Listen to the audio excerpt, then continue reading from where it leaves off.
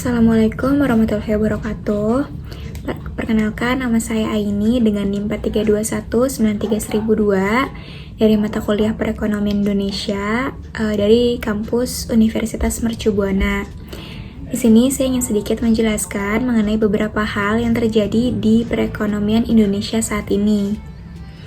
Yang pertama yaitu konsep dan tujuan dari kebijakan pemerintah mengenai otonomi daerah sebagai salah satu percepatan pembangunan di Indonesia.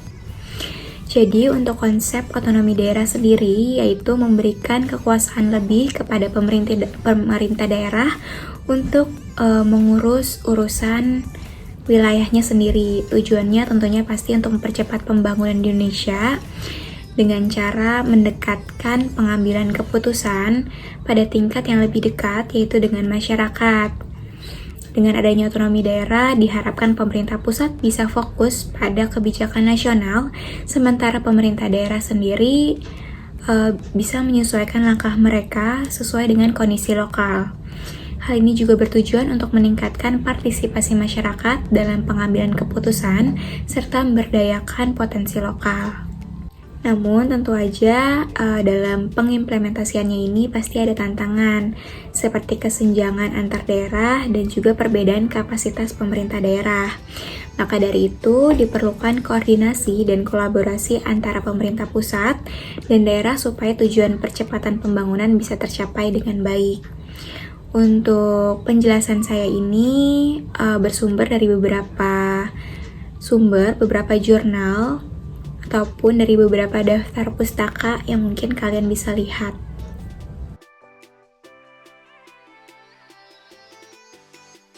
Selanjutnya yang kedua yaitu mengenai masalah apa saja yang timbul akibat dari otonomi daerah ini dan kebijakan apa yang sudah dilakukan dari pemerintah pusat guna mengatasi masalah tersebut. Nah, ketika ada kebijakan seperti otonomi daerah, tentu aja bakal timbul beberapa masalah.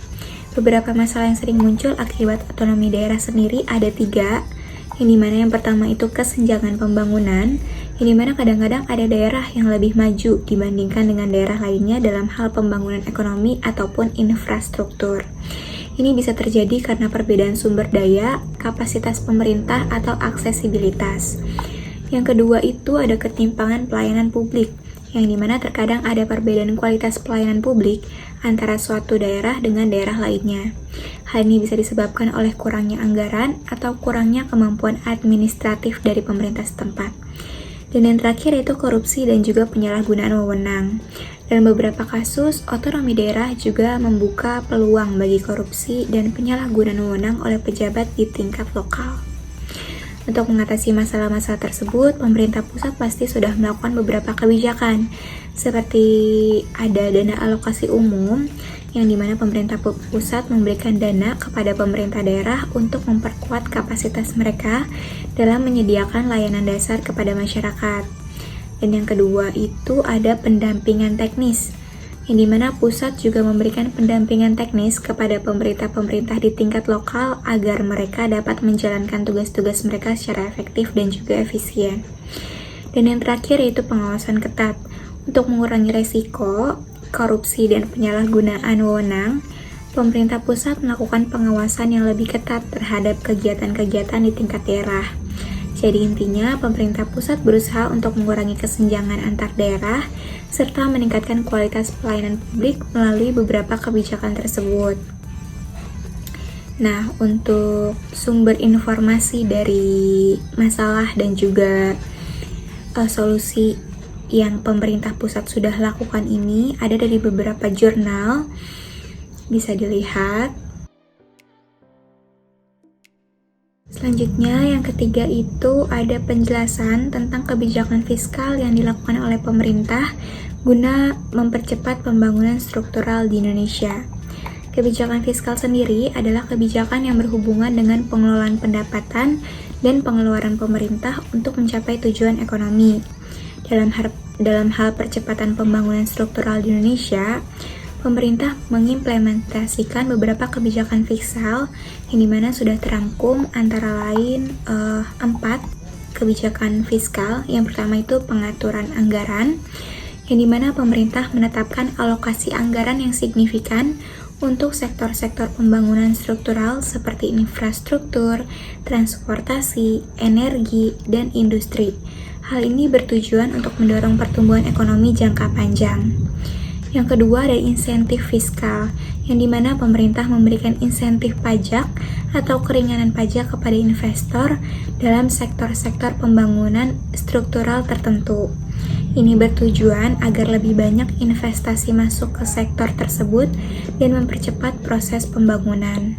Selanjutnya yang ketiga itu yaitu pembiayaan proyek infrastruktur, yang dimana pemerintah menggunakan instrumen pembiayaan seperti pinjaman luar negeri atau kerjasama dengan mitra internasional untuk mendukung proyek-proyek infrastruktur besar yang membutuhkan dana besar. Yang terakhir itu yang keempat yaitu stimulus ekonomi. Dalam situasi ketika pertumbuhan ekonomi melambat atau menghadapi tantangan tertentu, pemerintah dapat melakukan stimulus fiskal seperti peningkatan belanja publik atau pemotongan pajak guna merangsang aktivitas ekonomi dan menciptakan lapangan kerja baru. Dengan adanya kebijakan fiskal ini, diharapkan pembangunan struktural di Indonesia bisa dipercepat, menciptakan lapangan kerja, dan meningkatkan kualitas infrastruktur. Seperti biasa, untuk sumber-sumber akan saya cantumkan. Yang keempat itu ada kaitan hubungan kebijakan percepatan pembangunan tersebut bagi peran Indonesia dalam menghadapi globalisasi ekonomi. Kebijakan percepatan pembangunan struktural memiliki hubungan yang erat dengan peran Indonesia dalam menghadapi globalisasi ekonomi. Berikut beberapa kaitannya yang sudah saya rangkum, itu ada 5. Yang pertama, daya saing ekonomi. Dengan mempercepat pembangunan struktural di Indonesia dapat meningkatkan daya saing ekonominya di pasar global. Infrastruktur yang baik dan industri yang kuat akan membuat negara ini lebih menarik bagi investor asing dan membantu mendorong pertumbuhan ekspor. Yang kedua itu ada akses ke pasar global, yang dimana pembangunan infrastruktur seperti pelabuhan, bandara, dan jaringan transportasi yang efisien akan meningkatkan konektivitas dengan pasar internasional.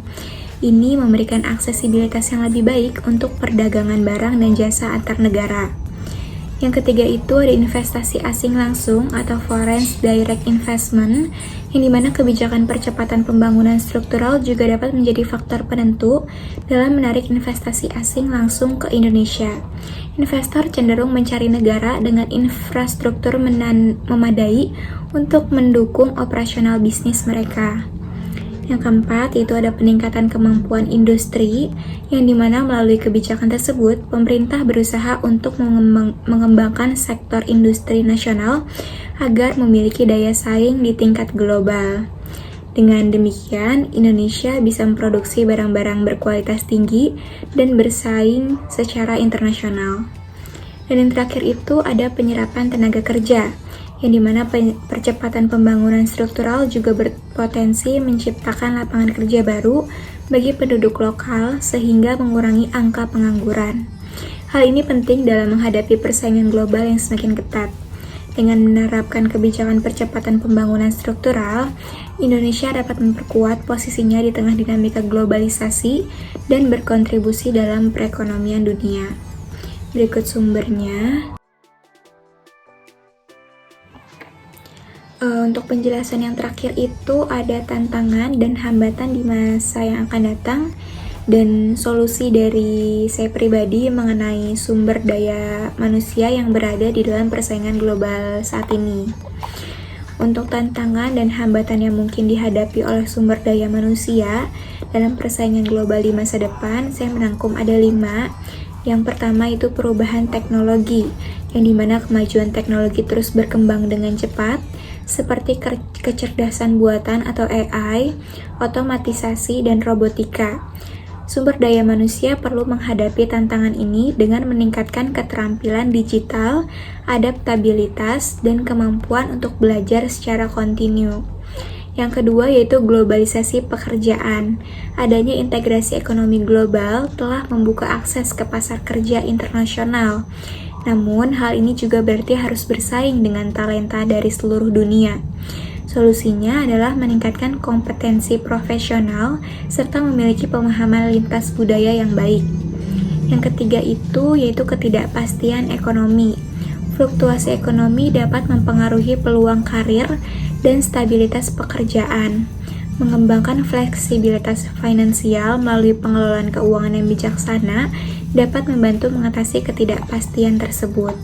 Selanjutnya yang keempat itu ada perubahan demografis, yang dimana dengan populasi manusia yang semakin bertambah, akan ada persaingan yang lebih besar untuk mendapatkan pekerjaan dan kesempatan karir di masa depan. Penting bagi sumber daya manusia untuk menonjolkan nilai tambah mereka sendiri melalui pengetahuan spesialis atau keterampilan unik. Dan yang terakhir itu ada kesenjangan keterampilan, yang dimana terdapat kesenjangan antara apa yang dipelajari dalam pendidikan formal dan apa yang dibutuhkan oleh pasar kerja. Sumber daya manusia harus mengidentifikasi kebutuhan keterampilan masa depan dan berinvestasi dalam pembelajaran seumur hidup untuk tetap relevan di dunia kerja. Dan untuk sebagai solusi dari saya pribadi, yang pertama itu ada peningkatan keterampilan, yang dimana teruslah kita belajar dan meningkatkan keterampilan kita sesuai dengan perkembangan teknologi dan tren industri terbaru. Dan yang kedua itu networking. Bangun jaringan profesional yang kuat baik secara lokal maupun internasional untuk mencari peluang kolaborasi atau pekerjaan di masa depan. Yang ketiga itu ada fleksibilitas dan adaptabilitas. Nah, sebagai solusi dari saya pribadi, yang pertama ada peningkatan keterampilan, yang dimana teruslah belajar dan meningkatkan keterampilan kita sesuai dengan perkembangan teknologi dan tren industri terbaru. Yang kedua yaitu networking, yang dimana bangun jaringan profesional yang kuat, baik secara lokal maupun internasional untuk mencari peluang kolaborasi atau pekerjaan di masa depan. Yang ketiga itu ada fleksibilitas dan adaptabilitas, yang dimana bersiaplah untuk beradaptasi dengan perubahan lingkungan kerja, serta memperluas wawasan tentang budaya, bahasa, atau praktik bisnis dari berbagai negara. Selanjutnya itu ada inovasi, yang dimana berusaha menjadi pemikir out of the box dan berkontribusi pada inovasi di tempat kerja agar dapat bersaing dalam persaingan global. Dan yang terakhir itu memperkuat keunggulan kompetitif personal, yang dimana temukan keahlian unik atau spesialisasi tertentu yang membuat kita menonjol di tengah persaingan global. Mungkin cukup sekian penjelasan mengenai perekonomian